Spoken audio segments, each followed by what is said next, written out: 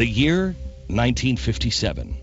Mike Wallace interviews the then 78-year-old Margaret Sanger, the founder of Planned Parenthood, a group that receives nearly $500 million a year in taxpayer money to function as America's largest abortion provider. Near the beginning of the interview, Wallace sought to determine her motives for her stance on birth control. Just this past year, on May 21st, the New York Times summarized an important study of the world's food resources made by Professor James Bonner of the California Institute of Technology. Professor Bonner says the world is not using 1 billion acres of potential agricultural land, and he adds that if this land were used and present agricultural land were improved, the entire world could be fed adequately, even if the population increased by 1/3 in the next 50 years. Oh, Mr. Wallace, you hear so many fantastic things of what can happen, what may happen. This and that, I've heard it for the last 30 years at any rate, of what could be done, but it's never done. And the demographers, I never heard of anyone that would agree with that we could have another in the world. Another third. Mrs. Sanger and all the demographers, of course, turned out to be right. The world didn't handle a population increase of another third. Instead, it handled an increase of 2.5 times what the population was in 1957, going from just under 3 billion people to more than 7 billion today. And yet there are fewer starving people in the world, percentage-wise, than at any time in human history. Even a young Mike Wallace seems shocked by some of what he heard from Margaret Sanger that day. Do you believe in sin? When I say believe, I don't mean to believe in committing sin. Do you believe there is such a thing as sin? Well, I think the greatest sin in the world is bringing children into the world that have disease from their parents, that have no chance in the world to be a human being, practically. Delinquents, prisoners, all sorts of things just marked when they're born.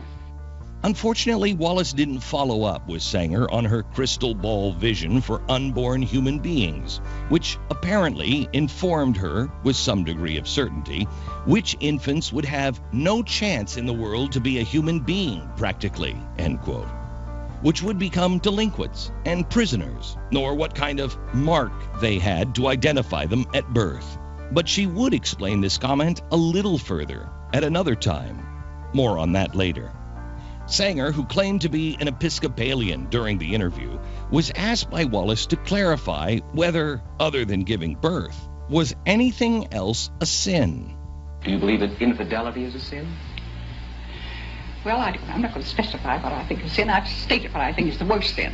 Yes, but then you asked me to say what, and I said what, and you refused to answer me? Yes, I don't know about infidelity. It has so many personalities to it, and what a person's own belief is.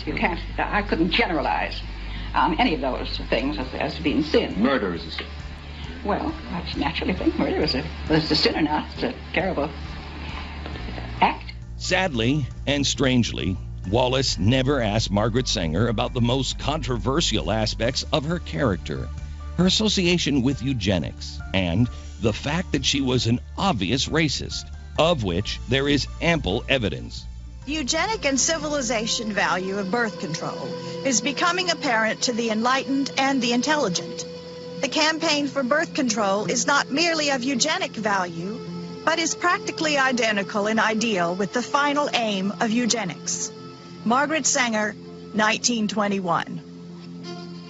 In her autobiography, Margaret Sanger wrote about a speech she gave in 1926 at a Ku Klux Klan rally in Silver Lake, New Jersey. The Planned Parenthood founder bragged about the fact that afterward, she was invited by 12 other Klan chapters to speak at their events. Because of Margaret Sanger's vision, there are, in fact, disproportionately fewer blacks in America than any other race. Since 1973, legal abortion has killed more African Americans than AIDS, cancer, diabetes, heart disease, and violent crime combined. Every week, more blacks die in American abortion clinics than were killed in the entire Vietnam War. And the largest chain of abortion clinics in the United States is operated by Planned Parenthood. This is African-American pastor Clenard Childress. We have now reached a point in this country that African-American women though they make up 12% of the population, they account for 37% of the abortions. An African American baby is almost 5 times more likely to be aborted than a white child. The abortion industry at this point kills as many African American people every 4 days as the Klan killed in 150 years. And you can truly say the most dangerous place for an African American to be is in the womb of their African American mother. In Sanger's 1922 book, Women, Morality, and Birth Control, she wrote, "We should hire 3 or 4 colored ministers, preferably with social service backgrounds and with engaging personalities. The most successful educational approach to the Negro is through a religious appeal.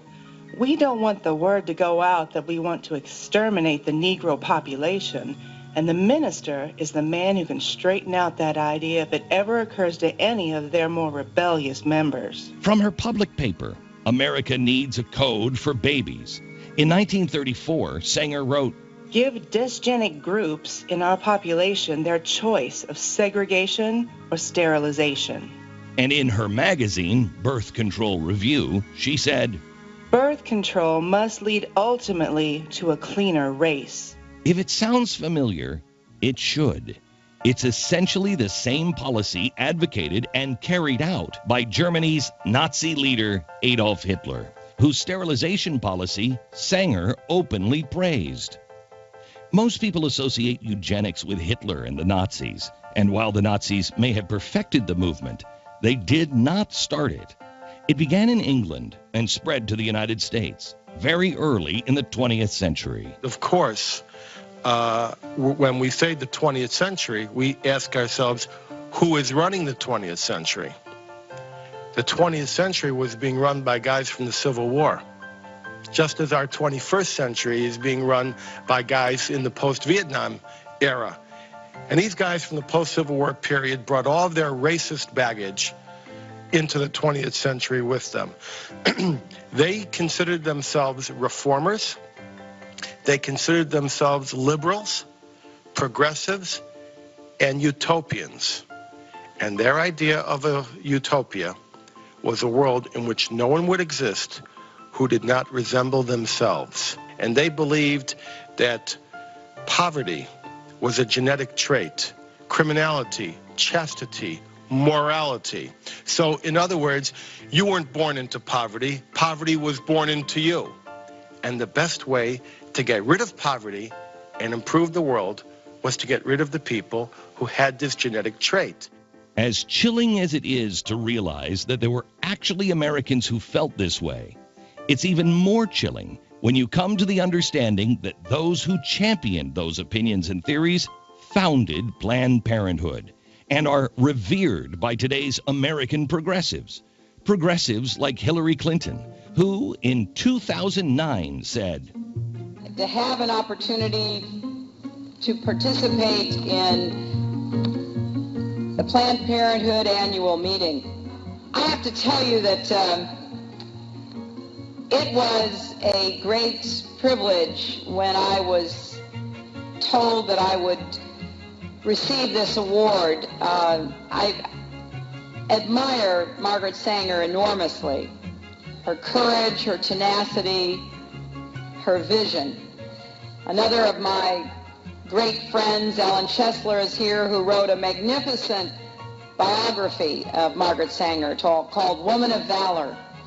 And when I think about what she did all those years ago in Brooklyn, taking on archetypes, taking on attitudes and accusations flowing from all directions, I am really in awe of her.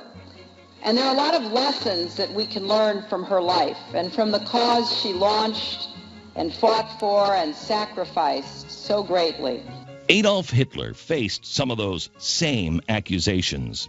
In both instances, the accusations were true. Margaret Sanger was, in fact, a racist and eugenicist who advocated for the, quote, extermination of the Negro population, end quote. Clinton was asked at a congressional hearing about her strange, open, and obvious admiration for Margaret Sanger. Your remarks last month when you called Margaret Sanger, the founder of Planned Parenthood, a person whom you enormously admire, were stunning to me. Margaret Sanger clearly embraced bigotry and racism. She advocated for the elimination of the disabled, the downtrodden, and the black child.